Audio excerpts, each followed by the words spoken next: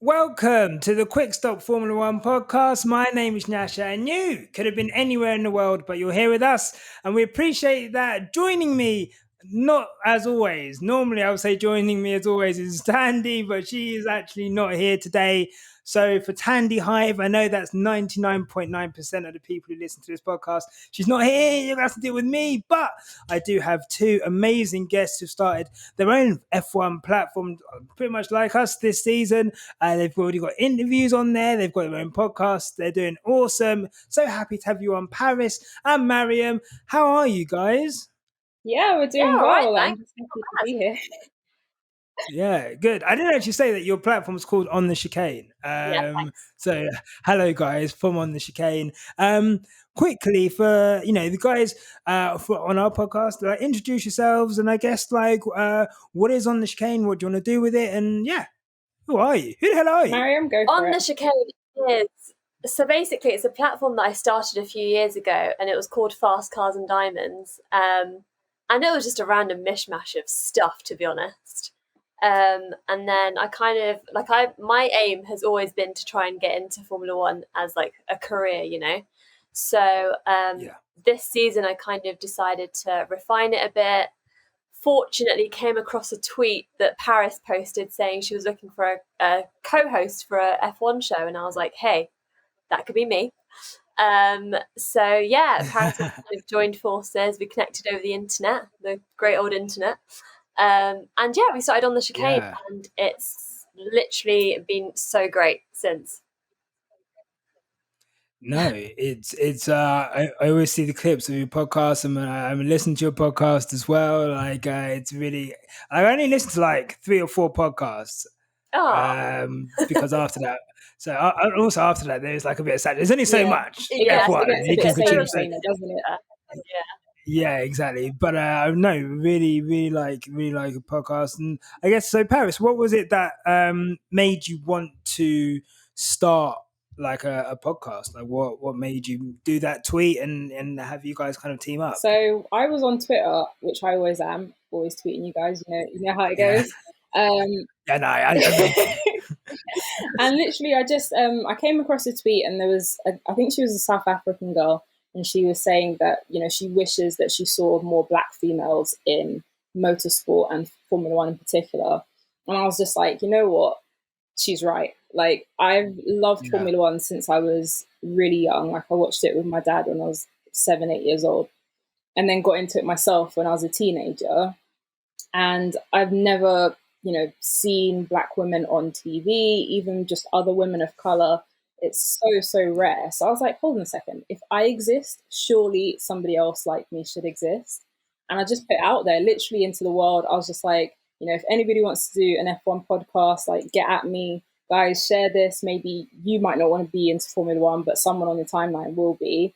And then I think 2 mutual friends over, so not even like my mutual friend, it was like 2 people over, someone sent it to Marium and was like, you need to jump on this ASAP. I just want to plug him, actually.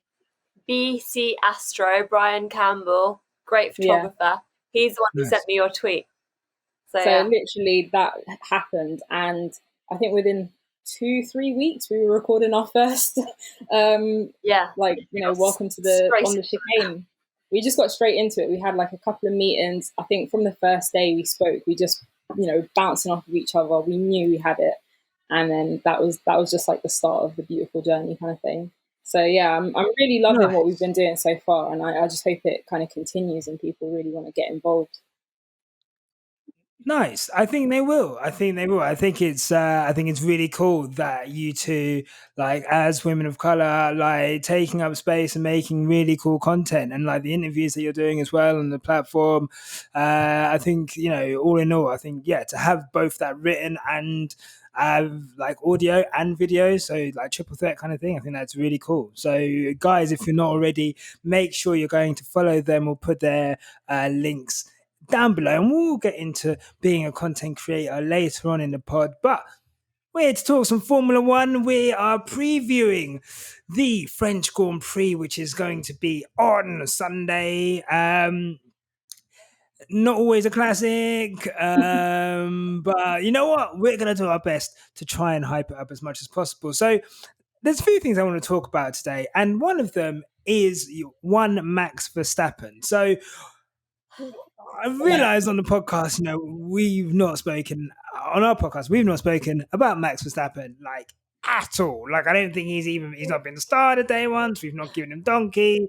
We've literally really tried to suppress the Max Verstappen chat. But it's undeniable that he is going to be a force in the championship this year. Yeah. So I'll ask you individually, but I guess Marium, what are your thoughts on Verstappen and like how he's doing this year and his title charge? How do you rate Verstappen so far this year? To be honest, I think we've all kind of seen it coming for a while. He, as much as we all hate to admit it, he has got talent. And, fortunately, he seems to be growing out of his really, stubborn, crappy little attitude that he had. I mean, remember it, like going back to when Ricciardo was at Red Bull, like the two of them constantly, like just, as much as they really got on, they also absolutely hated each other at times. And, it was down to a lot of Verstappen's attitude and the way that he was. So I think seeing that he's kind of improved in that aspect, I mean, you've got to give it to him. He's got the drive, he's got the talent. He is putting that talent to work now. And I do genuinely think he is going to be a world champion if not this year, then definitely maybe in the next few years. Yeah, for sure. Like I remember Ricciardo saying earlier this year that him and Verstappen wanted to essentially kill each other's careers. It had got that toxic at Red Bull, and his attitude has definitely improved. Paris. So I guess on the evidence that we've seen this year, as Marium kind of stated just then. What are your thoughts on Verstappen being champion this year? Does he have the car, and does he have the talent to topple Lewis this year and become the first champion other than Lewis since Nico Rosberg? I don't want to say exactly who I think the champion's going to be at the end of the year, but as far as does he have what it takes, definitely. I think if anybody on the field at the moment can kind of take it to Mercedes and take it to Hamilton, then it is definitely Verstappen. Like, no doubt about that. He has been one of the most consistent drivers. I really hate to admit it, but he definitely has. Like, I'm such a big person who, if a person's personality is shit, I can't deal with it. Like, it makes me be turned off of you. When he did come into Formula One, he was only 17. Like, he was very young, and he was a golden boy. He'd kind of come very quickly from Toro Rosso into Red Bull. So, I understand maybe why he had a bit of a chip on his shoulder, why he was kind of acting like the be all, or end all kind of thing. He thought he was the big man, and it doesn't help when you got like Christian Horner's head shoved so far up your bum, like. It's up there, isn't it? I think I kind of understand his inflated ego in that sense, but I don't like it, and I didn't ever like him at all. That being said, you cannot take that away from just because a person's like horrible off the track or was horrible off the track, because you also have to acknowledge the fact that he's grown as a human being, seemingly. He's a man, he's older now, isn't it? So you have to give him that kind of, leeway a bit. But I think his mentality is in a place where something would have to go seriously wrong for him to not be a title contender. I think it's going to take it. The car's there this year. Mercedes are messing up a lot this year, so it could happen. It's true. What about you? It really is. I don't want to say yes. This is it. I don't want to say yes. This is why I literally don't want to say yes. But at the end of the day, I really have been looking for signs that Max won't be consistent. That being in a title fight will result in him making mistakes. And I guess I clung to the fact that, he didn't get the pass done in Bahrain at the start of the season, so it felt like, he should have got that move Yeah. done. That was his race to lose. And when he didn't get pole in, was it Imola? I think Perez qualified in front of him in Imola, and then, so there was like these little things. I was like, oh, look, he's not taking advantage here and there, but I mean, especially I think in the last 3-4 races, or no, but at least Monaco, I think that performance kind of spoke for itself.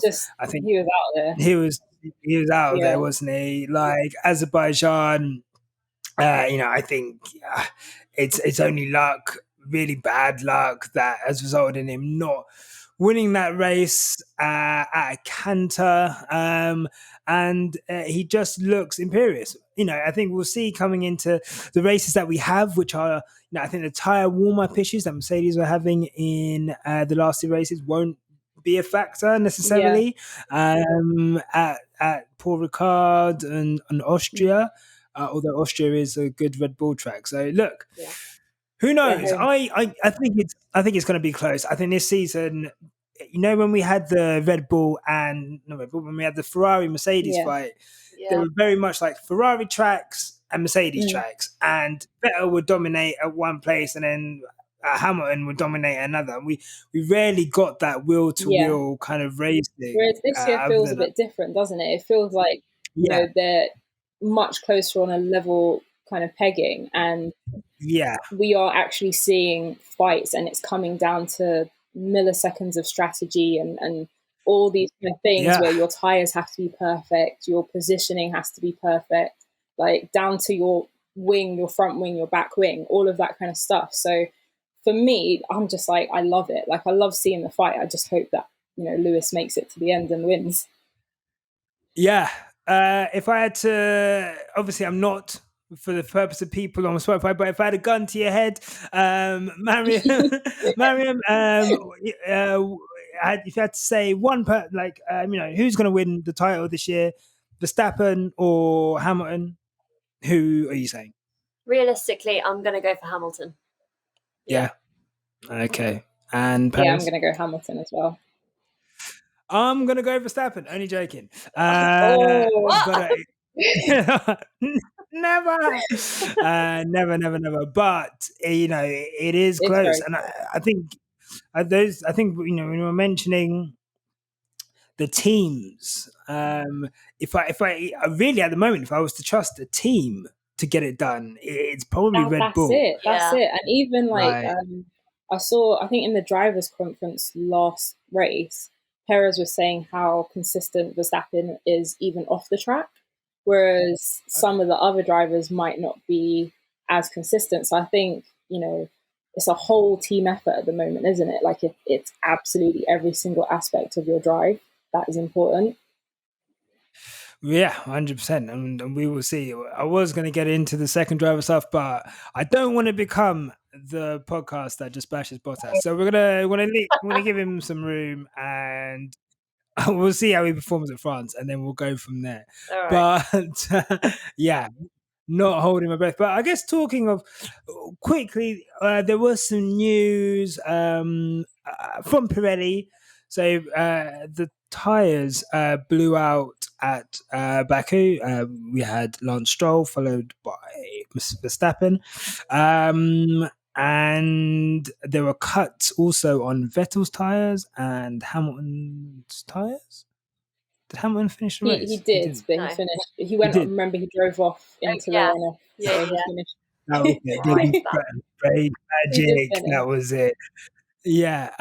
So Pirelli have come back and said that essentially, and they did this thing where they basically put out a very convoluted explanation that I had to read 4 or 5 times before I clocked what they were saying. But it was essentially the failures were they happened even though everything was done correctly on our side. So something about the running of the tire caused that explosion on the tire. Now, people are saying that potentially Red Bull and Aston Martin potentially played with tire preparation in terms of pressures. The tire pressures that they were running were not correct, and there's new measures being brought on this weekend.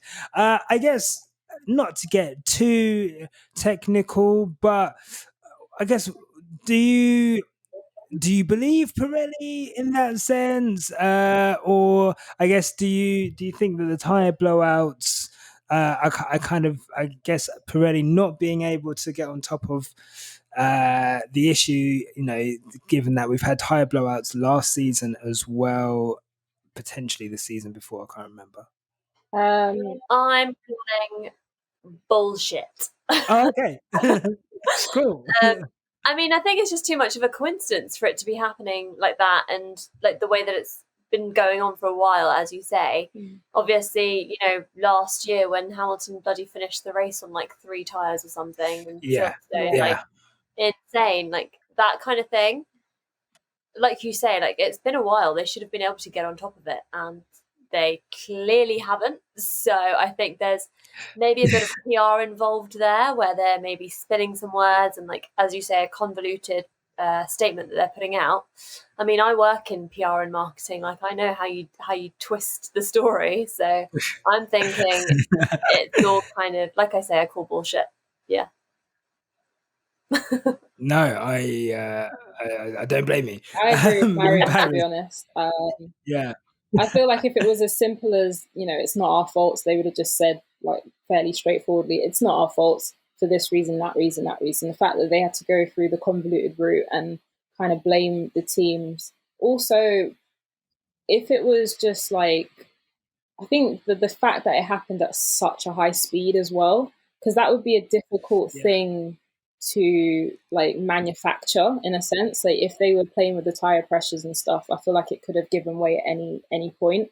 But on both of them, it was at such a high speed, more or less on the same straight. So I feel like that's more of a tire issue than they're playing around with the pressures.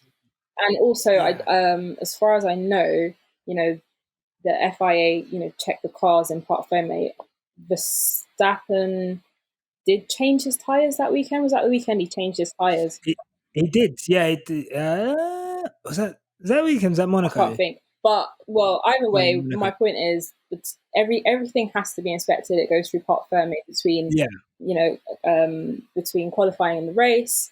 And FIA, one of the things that FIA, as far as I know, check is like your tires, and that would include your tire pressures, presumably. So I don't know. I can't see it being something that is easily fiddled with. And I think it's more likely to be something to do with the tire wall under pressure. Yeah. I mean, it's like, I don't know, it's like when the Met Police do something wrong and then they investigate themselves and like, oh, it's fine. Like, and I'm just like, literally. I don't trust you guys to investigate yourselves. Independent person coming in, please, ASAP. Yeah, I need an independent inspector on those tires, please. No, okay, that's fine. I totally understand. But then flipping the question back, just wondering, what do you think about the times when we've had more than one tire supplier in F1? Well, there's pros and cons, isn't there? Like at the end of the day, a lot of people don't realize that like Ferrari pretty much had Bridgestone in like the palm of their hand, and that alongside like millions of miles of testing that they were able to do just meant that Ferrari had their own personal tire supplier compared to like the rest of the grid. So like it wasn't as like competitive 50-50 equal competitive as I was. Marium, you're looking at me. I'm just saying like that but on the other hand, it is good. I feel like it could bring things in line a little bit, but then also competition means that could we just have even more pushing of limits and safety. I think it was good that they went a step softer for Azerbaijan, so because it created these pit stops, and I wish they would go softer more often. I hate it when it's just like a one stop and people can just come in lap 14 and then just go 50 laps on one tire. Yeah. So something needs to be done. I guess we'll see with the tires next season, which is supposed to be completely different. We'll see. But yeah, I don't know. I just feel as if it's a shame in Formula One we talk about tires so much. It does have a big impact clearly on the race.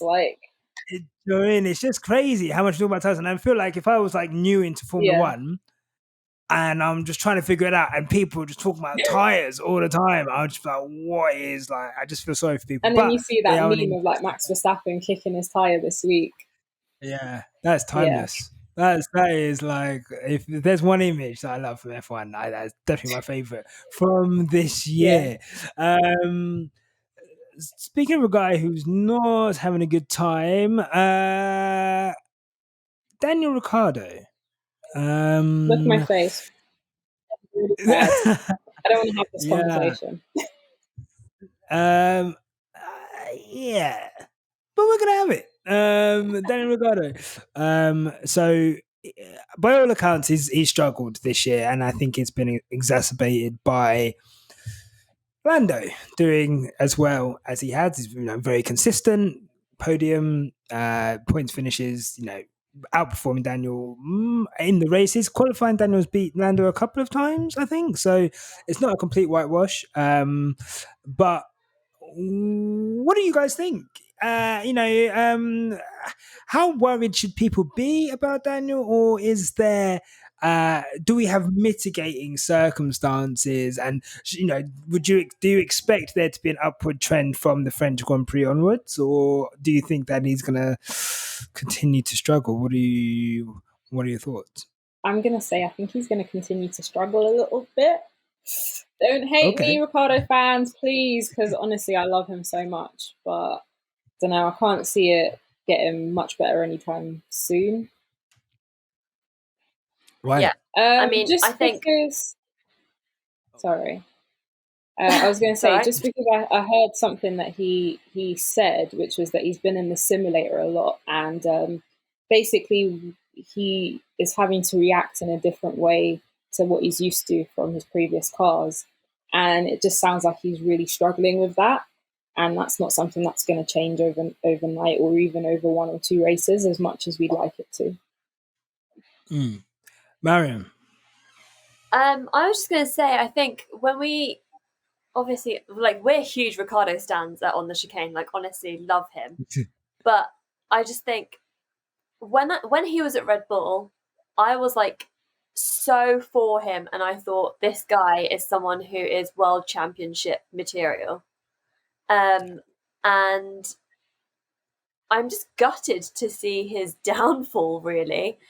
And I think I agree with Paris. I think we are going to continue to see him struggle. I don't really see it getting much better for him. Lando is literally just on fire. And, it's to him. He's a new kid and he's just doing what he's got to do. But yeah, I'm gutted for Ricciardo, and I do think that I now don't see him winning a championship, which is really sad because I do think he once upon a time had the potential. But now, obviously, he's in his 30s. You do kind of tend to be phased out with the younger boys, and I just don't know if he's got it in him now. If I don't think he's in the right car, I don't think he's got the right team. I just, I don't know.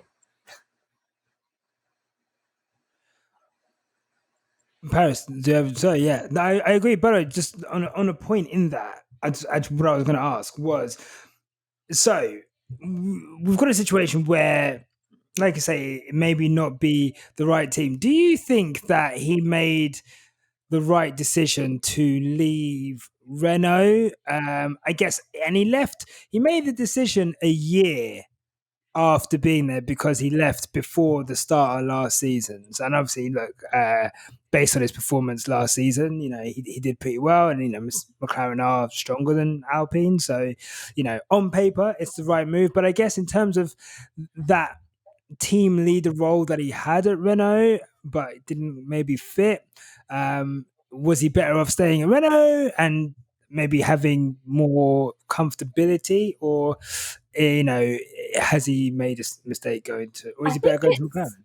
I think it's hard to say because, like you say, on paper, it was the right move. And as soon as it was announced that he was going to McLaren, I was like, yes, absolutely, like get in there. Because Carlos and Lando, both of them were pretty solid at McLaren. Yeah. And you think, yeah, all right, Ricciardo's going to get in there. He's going to do what he's got to do, and he's going to win some races, get some podiums, and but I think it's hard to say. I think that's a very difficult question because, yeah, on paper, it seems like the right thing. And even now, like looking back, you're like, should he stay at a team that's doing not as great as his current team just because he's the stronger contender there? But I think with Alpine, he wouldn't even had a chance to maybe be on the podium. Whereas with McLaren, obviously, with the way that the team's doing, he's got a bit more of a chance. So I don't know. It's difficult to say. I mean, Ocon's doing pretty well in that Alpine, so he could have done it decently, maybe not podium, but if you're like, I think the mindset of Ricciardo. So to answer your question, I think he made the right decision, even if he's not performing currently at the moment, because I think it's a long-term thing. It's what he wants and what he needs is like a team that's going to kind of nurture him, even at the age that he is, but is kind of going to get behind him and take care of him and nurture him. And I think McLaren's offering that to him. Whereas if you look at what would have happened at Alpine, he was really close to Cyril when it was Renault, and Cyril's gone when it's become Alpine. So he maybe wouldn't have got that kind of like close relationship and been number one. Now they're back in Ocon. Ocon's French. Like, that whole politics does come into F1. And like you said, Marium, they're kind of going for these younger drivers at the moment, and they're really championing them. They're signing them up for much longer contracts as well. So you can tell they're kind of putting all their eggs in the basket for the future. Whereas a team like McLaren has the resources, and not saying Alpine don't have the resources, but McLaren has the kind of history, the traditional respect in F1, where that he can stay there for a few years, and even if he's not necessarily performing the best, he's gonna have a good few years in Formula One and be near the front of the grid. Yeah, I think he's got more chances of sneaking wins in McLaren. Will McLaren? We're all waiting for next season and these rule changes. Like everyone says they're concentrating on 2022. Not everyone's going to be sick. Like someone's going to have to be bad. So we'll see. How good McLaren are. They've been on such a good upward trend recently with Norris. And Norris is doing great. And I'll hold my hands up. I really thought Ricciardo was going to walk in and just absolutely walk over Norris. I was fearing for Norris's future. I was like, this kid's just going to be some happy-go-lucky kid.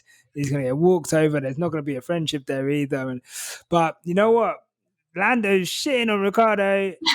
I feel like he's not. And then they're asking him in the interviews, they're like, Lando, like, what are you doing to help Daniel? And Lando's like, bro, he needs to help himself.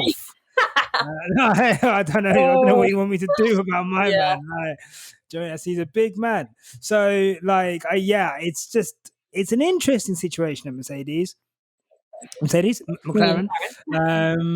Although, I guess, on that note, a lot of people are saying, obviously, he's always had a Renault engine. This is the first season that he is in a Mercedes engine, so I guess that maybe that, as well as just the technical aspect, like aerodynamically, of the McLaren. They're doing him over, but he's slowly becoming. I mean, it's between him and Alonso now of those top kind of four drivers: Alonso, Vettel, Sainz, Ricciardo. Drivers who've moved teams and were initially struggling, and Sainz is doing great. Big man Vettel's doing really well. Like, against all odds, Vettel's come through. I'm happy for my guy. And then we've got Ricciardo and Alonso, who seem to be struggling with their cars. And Alonso had how many years out? 2 years 2 out? years. Yeah, Is Perez So in that mix with that you're including as well? Because he's doing pretty well now after 6 races as well. is that Yeah. Perez? Sorry, completely forgot. Yeah, and Perez is a literal race winner. So, what a guy. So yeah, like Ricardo really is like he's just in front of the guy who's not driven an F1 car for 2 years. Yeah. Like it's not a good place to be, and he needs to sort it out. So, do you reckon he'll sort it out? Yes, no. Not Sort it anytime out? soon. I reckon probably second half of the season kind of thing we'll be looking at to Yeah. see actual changes and more long term, like even into Okay. next year kind of thing. Yeah, I think this season could be a bit of a write-off. Although I'm looking forward to like his redemption Yeah. podium at some point. You just know there's going to be some kind of like redemption podium where bare people crash out and he's just going to late break someone like But he's last still few got it laps. in him, right? Like that still exists Yeah. within Ricciardo. That's him as a driver, so that's never going to go anywhere. And then once he Exactly. like actually, and the thing is, what I don't want to see is people just jumping off of the Ricciardo bandwagon. Like as much as I'm saying, like I don't think he's going to do well over the next few races, that doesn't mean I'm not still like Team Ricciardo in a sense, because I'm still behind him, and I hope he does really well. But you've got to stick with your drivers, whether or not they're doing well or not. People are selling those stocks. Yeah, People are selling those Ricardo stocks. Acting like this is Bitcoin, and it's like Elon Musk telling them, nah. No, they're scared. They are buying high, selling low. Marium, yeah, your guys, Ferrari, my boys. are they back? Like, is this like? Is All right, this you it? know what? Don't jinx it. Like, yeah, we've been performing well, and I'm proud of my little boy Charlie. Yeah. Yeah, I think I'm surprised. I think most people are surprised because no one expected this. I've been a Ferrari fangirl since like I first got into F1, and this is just exactly what I wanted to see, especially after the last year or so. Yeah. I don't know if they're back. I think it is a bit too soon to say, but you know what? As long as there's a few podiums coming and going, I can't complain. Next year is hopefully going to switch it up a bit. I'm excited to see what it brings. Yeah. And I'm excited to see where Ferrari can go because they've obviously got the potential. They're like the best team, the most iconic team in the sport. They're going to be back at the top at some point. I don't know if it'll be anytime soon, but it may be in the next few years. Yeah. Like, yeah, for sure they are. When Ferrari do well, it's better for the sport. As much as I enjoy, Absolutely. like I'm not a massive Ferrari fan. I used to be. I probably the same. Like when I first started watching Formula One, like Schumacher was like just the guy, and like him in that Ferrari was just so iconic, and it's cool seeing them. Like they had the kind of the Vettel years, which were like pretty good, like 17, 18, and even like when they had that really fast car in 19, but just couldn't like piece it together, and obviously then the engine issue. So yeah, no, good to see them back. Thoughts on Carlos Sainz, guys? What do you think? I mean, he's doing cool. Do you think? I don't really have much to say about Sainz, to be honest. He's doing well. Leclerc's doing well. I'm not really a Ferrari fan as much as Marium is. So when they do badly, I'm more happy than when they do well, to be honest. Okay. But no, I hear it. I hear it. Marium, do you? I guess what do you think of like how Sainz coming? Do you think long term? Do you think Sainz has what it takes to, I guess, be better than Leclerc, or is Leclerc always going to be the lead driver essentially at Ferrari? Even though they say there's no lead drivers, or do you think they're on an even footing? Sorry. I don't think they're on an even footing yet. Yeah. But I do think Sainz has got it in him to fight for that championship. And I think if Ferrari were like at the top of their game and it was between the two of them, for me, at this moment in time, there's no telling who would come out on top. I think Leclerc has pure talent, and I think he's so good. Whereas with Sainz, I think he's got talent, but he's also like, I don't think, if you compare the two, I think Leclerc still sometimes makes small errors here and there, whereas Sainz is a bit more, he's a bit more experienced in a way. So, I think Sainz has definitely got what it takes to give it to Leclerc. Nice. What an image. That is. No, that's cool. You know what I mean? Yeah, no, for sure. 100%. Look, I think you're right. I think Leclerc, for me, still makes like stupid mistakes. Like, unfortunately. And he just, we forget this is only his fourth season now, I think. Is it third season? Sauber. Third? Oh, yeah. Sauber, Ferrari, Sauber, good year, Ferrari, bad year, and then, this is the fourth. So, still relatively inexperienced. Max was still making, mistakes in his fourth season. So, they will be ironed out eventually, but he definitely, he has a prang in him, and it's he needs to iron those out if he's ever going to be consistently, I guess, at the top of the standings, because we've seen when he has a car that is capable of winning races and being on pole, like he will stick it on pole and he will go on to win races. But it's that consistency for me that Verstappen has now and Hamilton has now, and I think Charles needs to develop that before I really put him in that. And everyone likes to put him in the category of Hamilton and Verstappen, but I think he's not there yet. He's not there yet. I think this season is showing Hamilton and Verstappen are just completely clear of the field in terms of quality, and I think that's absolutely fair. I mean, just on that, like I personally hate when people put Hamilton and Verstappen in the same like. Oh, okay. Because Verstappen is but it's true. Like, they're not on the same level. How can you compare a person who has 7 world championships?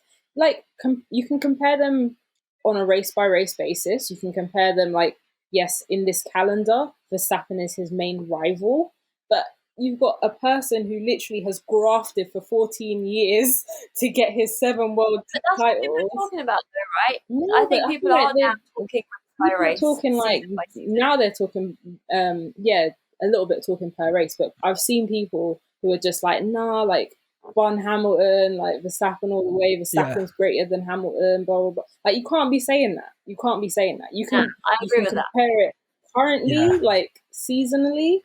But like, you cannot be saying that there's a greatness. Give Lewis Hamilton his dues. It's well overdue now. Like, just leave it. At the moment, he's the greatest.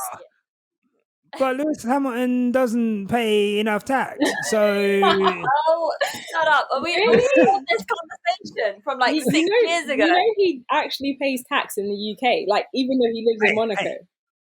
Please, like, I am literally never saying that with any seriousness. I hate. You're saying it like them people who actually say it for serious. But people actually say that, like, I think, in terms of Lewis getting introduced in this Max thing, like we've said it before, like with Max, like there's so many reasons. Like, obviously, people want Max to win for a variety of reasons because it's something different. People really don't like Hamilton, maybe because he's been winning so long, maybe because they think he's arrogant, maybe because he's black, who knows? Like, there's a variety of reasons why people don't like Hamilton. I'm not going to say what it is, like they have their own reasons. So Max is this like savior of Formula One to a lot of people. He is, because people think we've had so many boring years of like, and I don't agree. I think we've had some really good Formula One seasons. Recently. 2019 was bloody brilliant, and 2018. It was great. Yeah. I think we've had some. I think since 2000. I mean, obviously we had the Rosberg Hamilton years, which I think were. I thought they were great. intense and they were great. Yeah. And then I think, we had the 17 to 19 with like Ferrari, Vettel, and then Leclerc coming in 19. And I think there were some really good races in there. I think there's some classic.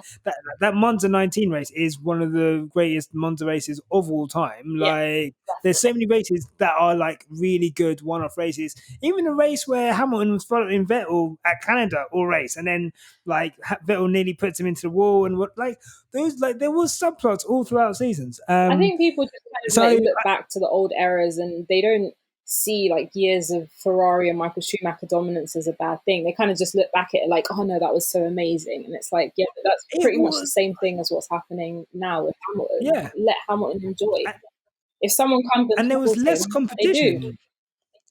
Yeah, exactly. Like, and like Ferrari's competition in those like after like between 2000 2005, the competition, I would say, wasn't potentially for some of those years as strong as like what we've got now. Like, no matter how good they were incredible. But yeah, I just think people want Verstappen to win because it's like a different thing, and I think they're, especially in the media, they are hyping this, and they're hyping him, and they're putting him on equal footing. Jensen Button saying Verstappen is the most naturally quick driver on the grid. I'm like, how are you measuring that? I don't know. But anyway. But that's the kind of stuff I'm talking about. Like, they really genuinely talk about him in the same breath as Hamilton, in the same kind of like, and I don't think that's right. I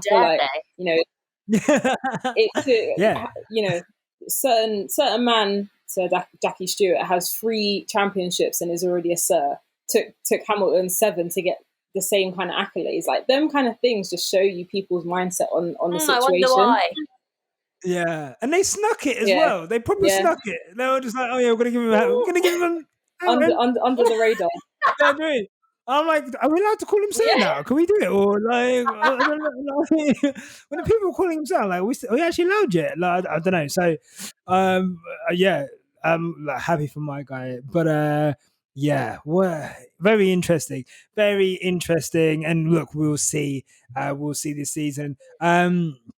So I guess before we get into that, quickly, Ocon has got a 3-year contract at Alpine. Congratulations to Esteban. What implications does this have on the driver market?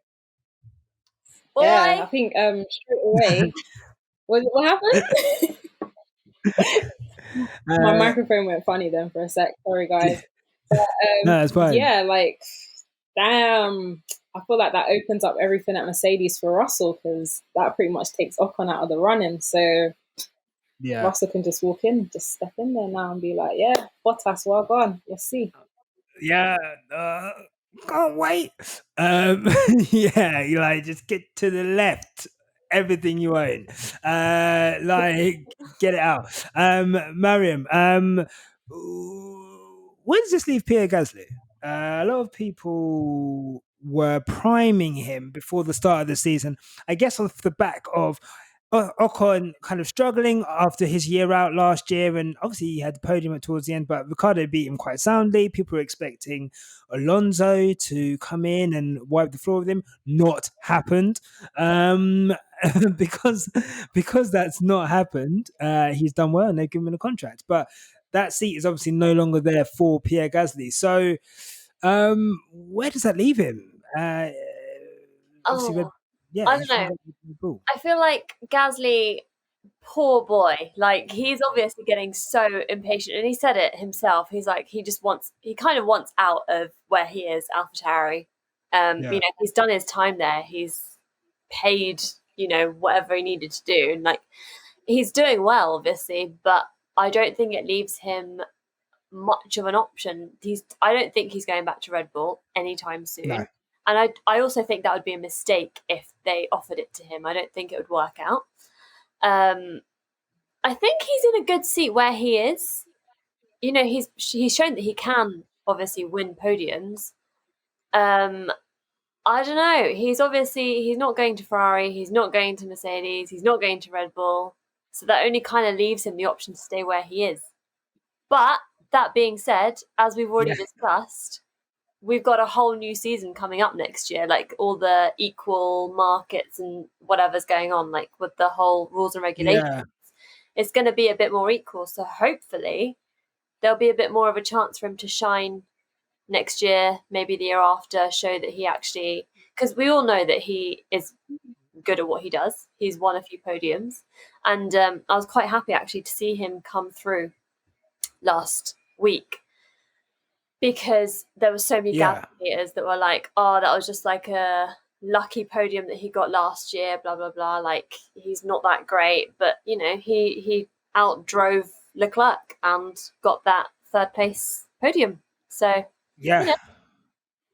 That was some wicked racing into those last final corners. Loved it. Oh, that was incredible. Yeah. What a race last week, man. It was. 2 weeks ago, but yeah, incredible. Incredible. Yeah, I don't know. We'll see. Where do you see think with Pierre.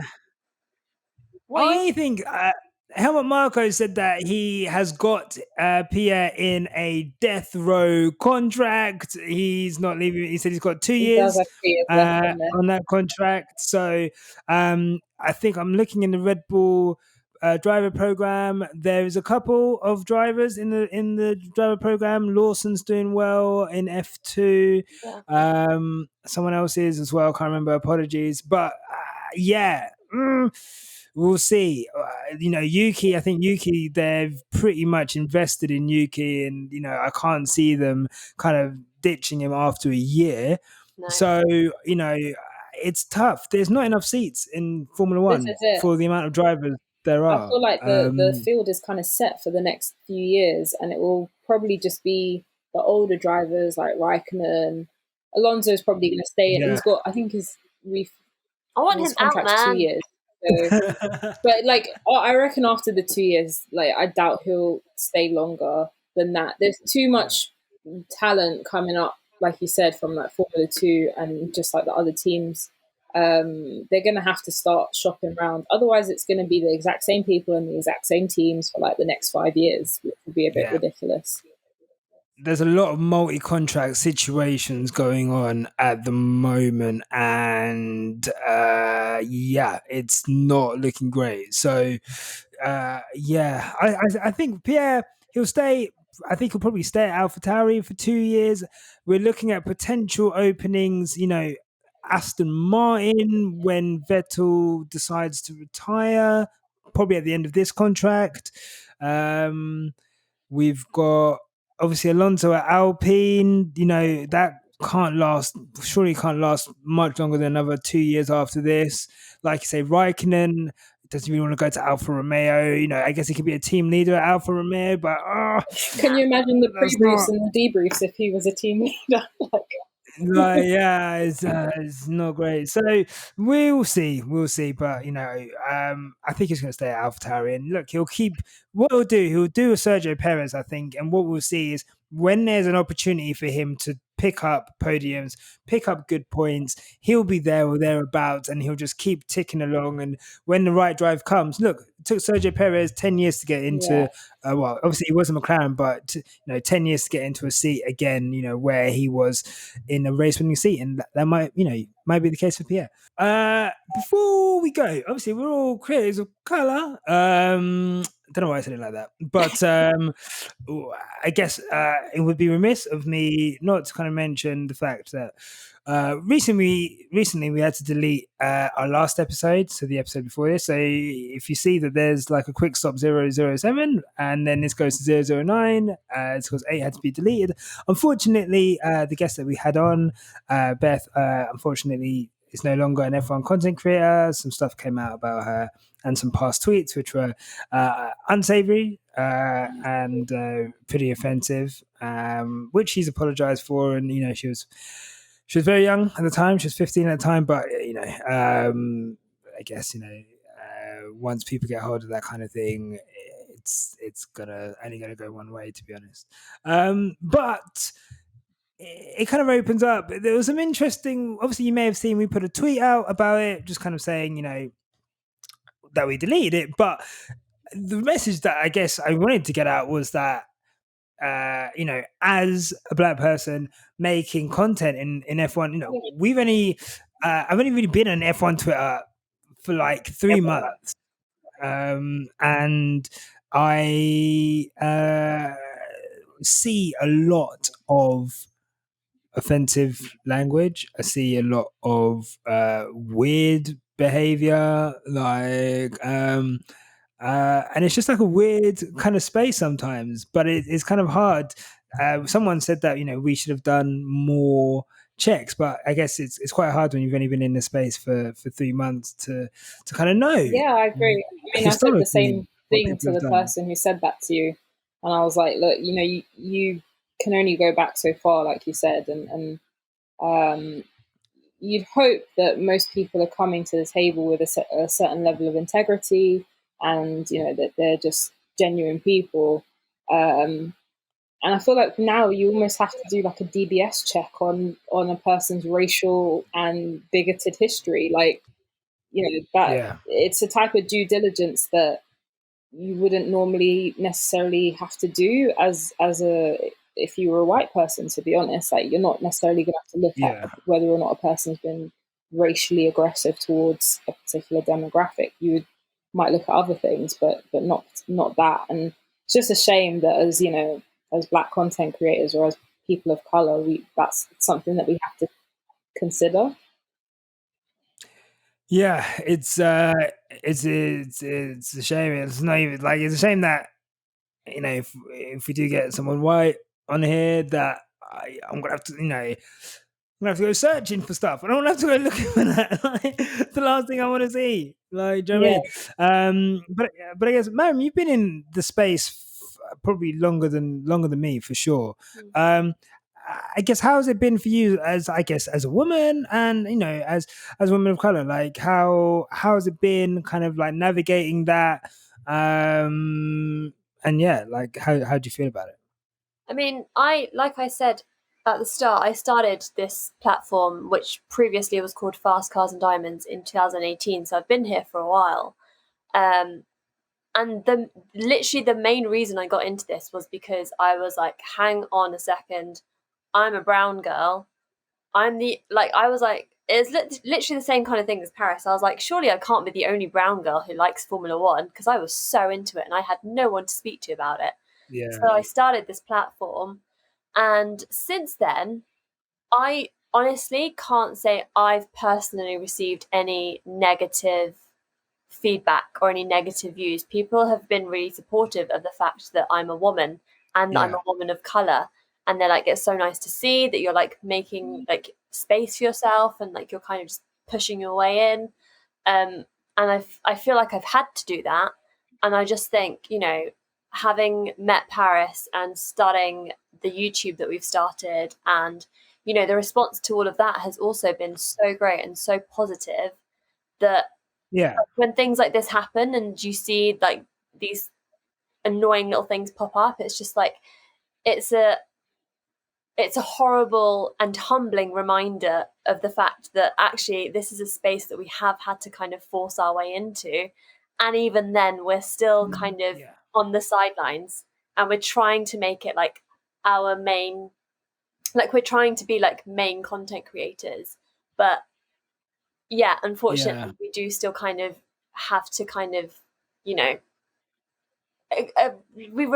have to remember the fact that we're not the main demographic for this sport, and this is what we're doing, the three of us with Dandy. Like, we're having to actually create this own space for us and actually be like, actually, I belong here just as much as the rest of you.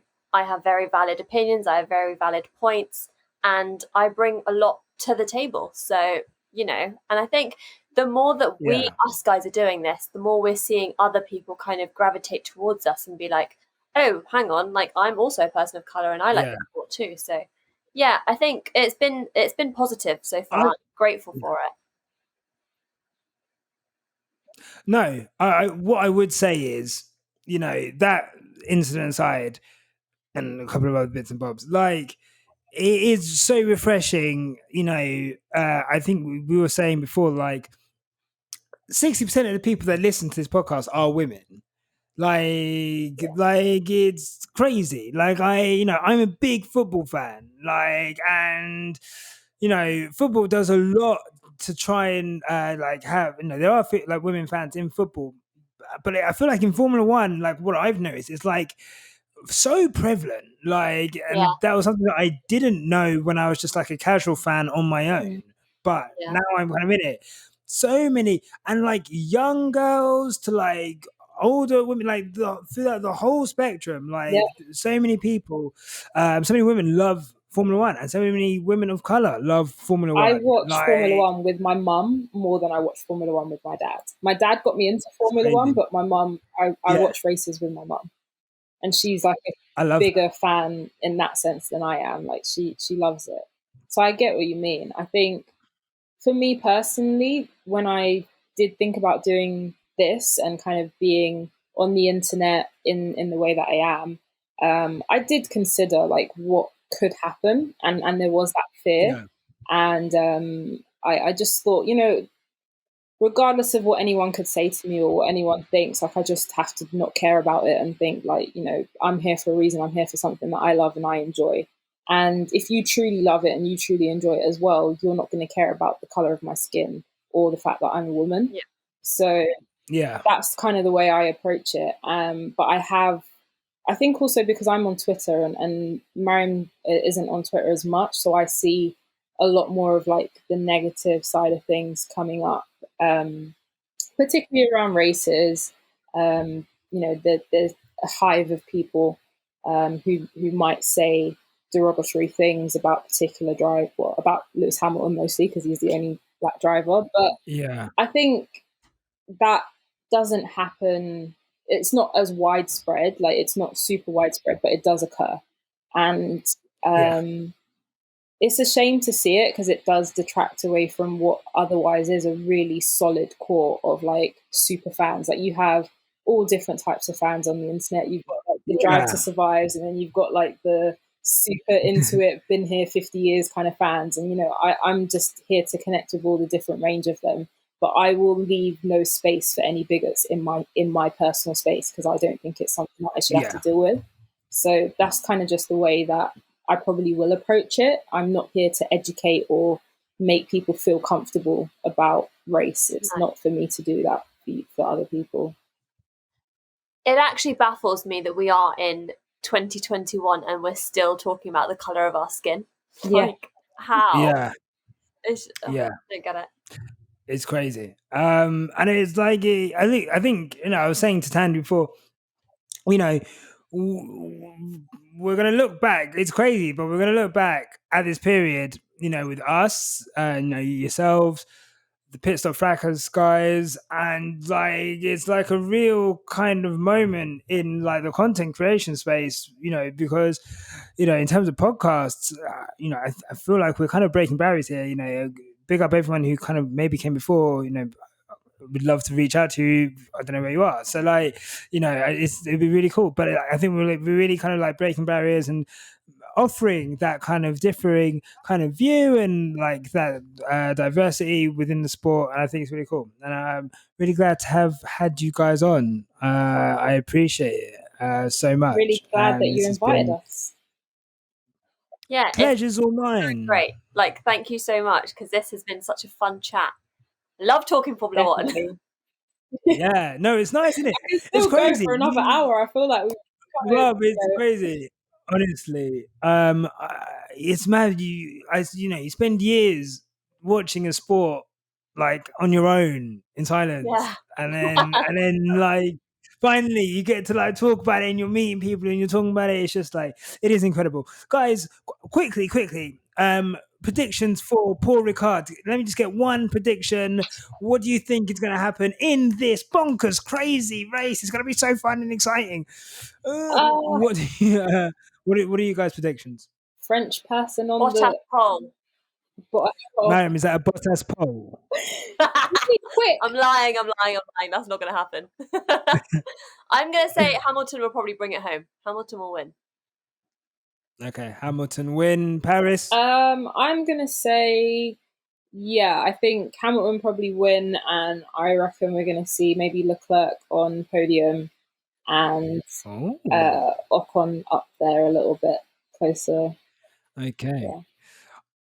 I'm gonna say turn one incident, safety car.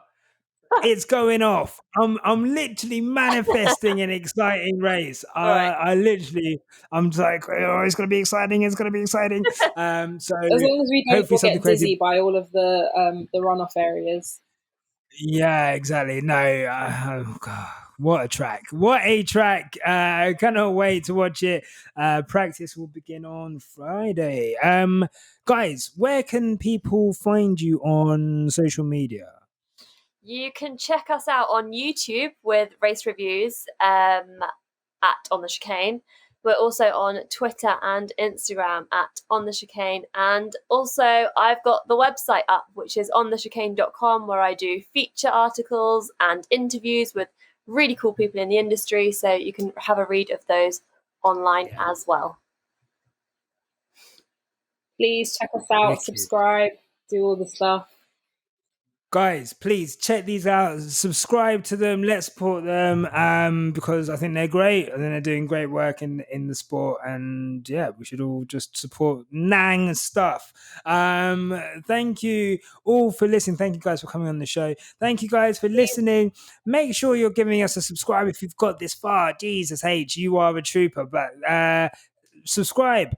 If you can, follow us if you're listening on Spotify and on Apple Podcasts as well. Let us know in the comments what you think is going to happen at the Paul Ricard Grand Prix in France, and we will see you after the Grand Prix. We've actually got a really cool guest coming up on the post-race podcast. So yeah, look out for that. Until then, bye. Bye. Toodle pip. See you later. Bye. Bye.